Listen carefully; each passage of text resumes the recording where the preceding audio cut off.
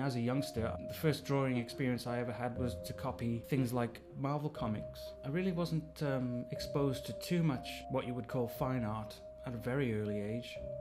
I think probably the first biggest influence on my life was Monty Python, to tell you the truth. The absurd. I used to be alone upstairs watching Monty Python in the 70s, and I just couldn't get enough of it. I had the books and the records. And of course, Terry Gilliam's animation has an influence. Ralph Steadman, the illustrator, is also a very big favourite of mine.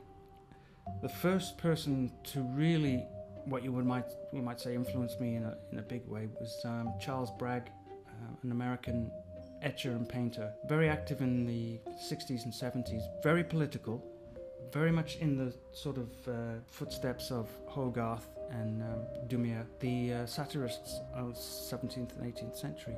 That's probably the main reason why I decided to take up etching as well.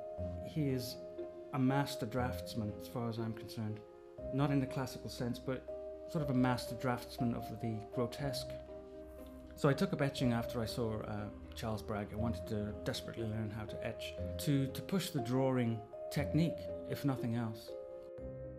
I find it a lot more interesting to distort the human figure to fit the purpose of the painting, because it seemed something quite not unique, obviously, but something that was mine, something that I could develop, and it excited me.